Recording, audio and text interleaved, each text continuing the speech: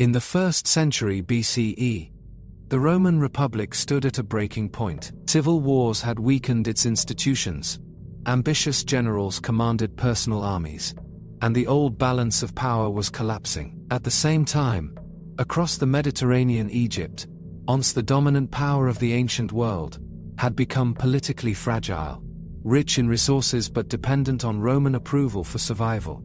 It was within this volatile landscape that the lives of Julius Caesar and Cleopatra intersected, forming a relationship that would alter the course of Roman and Egyptian history.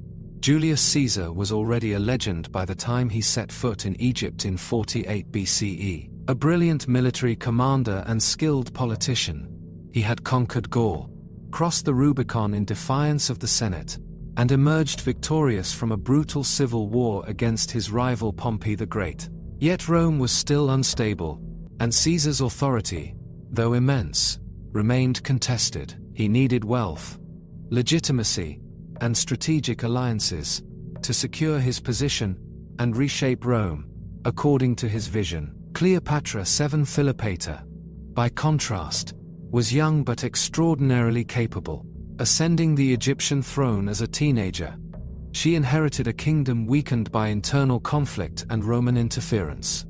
Though often portrayed solely as a seductress, Cleopatra was a highly educated ruler, fluent in several languages, deeply knowledgeable in politics, economics, and religion. She understood that Egypt's survival depended on navigating Rome's power struggles, not resisting them outright. Cleopatra's early reign was marked by turmoil. She was forced into a joint rule with her younger brother, Ptolemy XIII, according to dynastic custom. Almost immediately, tensions erupted between them, driven by rival advisors and competing factions within the court.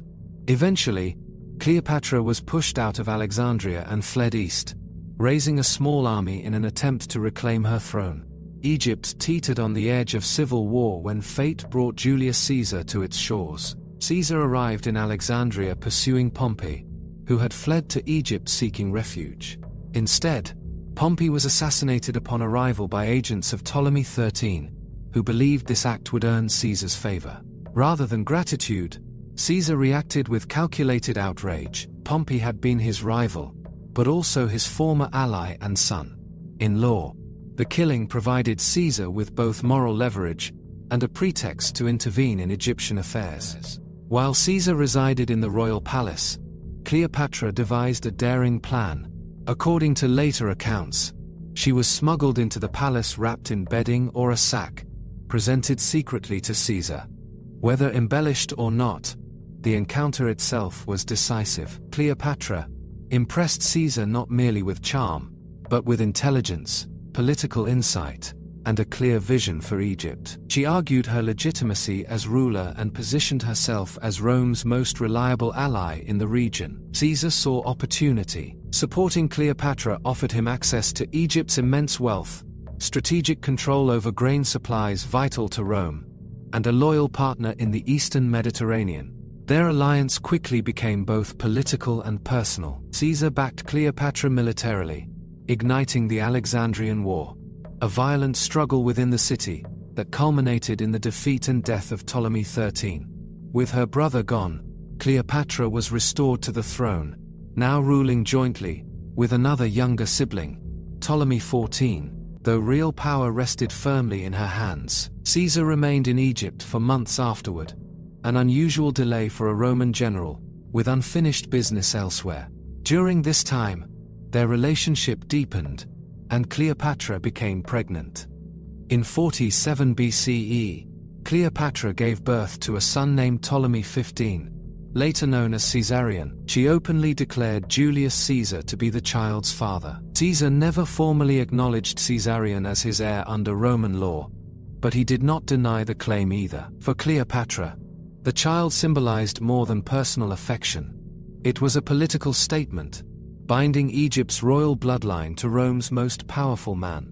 When Caesar finally departed Egypt, he left Cleopatra firmly established as queen. She followed him to Rome in 46 BCE, residing in a villa across the Tiber. Her presence caused unease among Roman elites. Cleopatra was a foreign monarch, a queen ruling in her own right, and her influence over Caesar became the subject of rumor and fear. To many senators, she represented the threat of monarchy, everything Rome claimed to reject. Caesar's behavior further fueled anxiety. He granted Cleopatra official recognition as Queen of Egypt, allowed her statue to be placed in the Temple of Venus Genetrix, and centralized power around himself.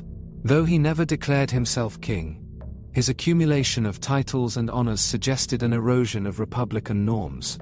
Cleopatra, visible and influential, became a symbol of this transformation. Despite political tensions, the relationship between Caesar and Cleopatra appeared grounded in mutual respect.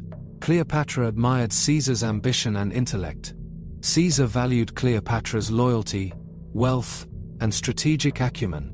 Their bond was not merely romantic, but deeply transactional, shaped by the brutal realities of ancient power politics.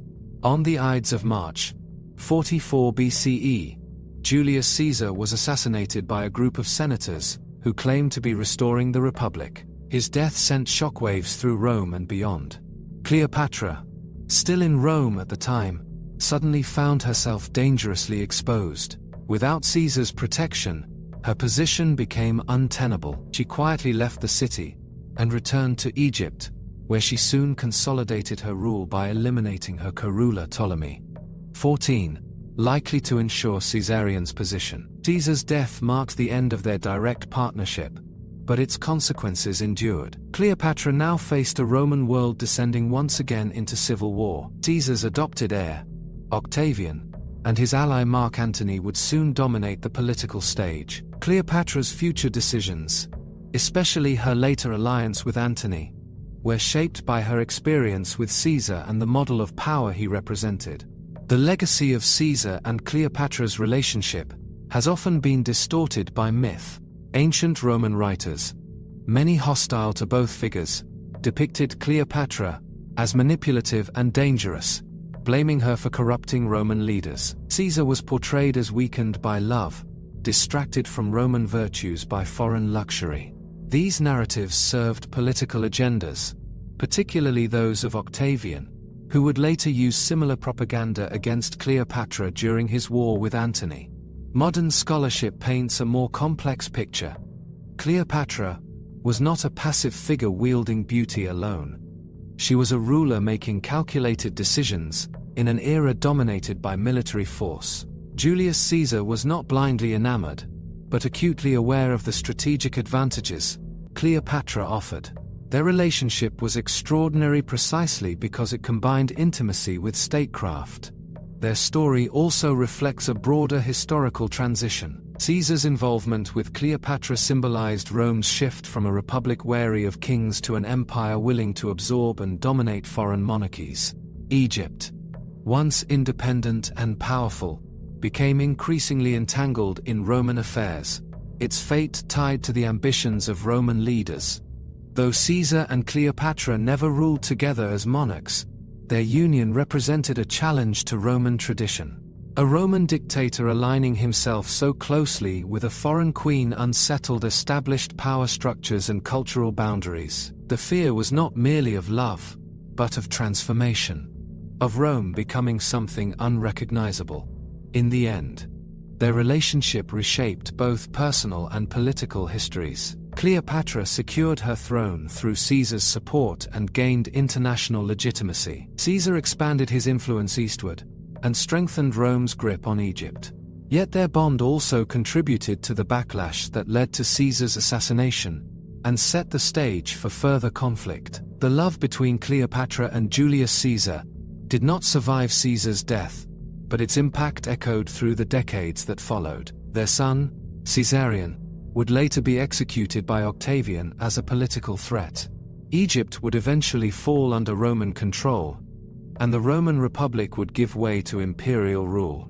What began as a strategic alliance evolved into a relationship that symbolized the end of one era and the beginning of another. Their story endures because it sits at the intersection of power, ambition, and human connection.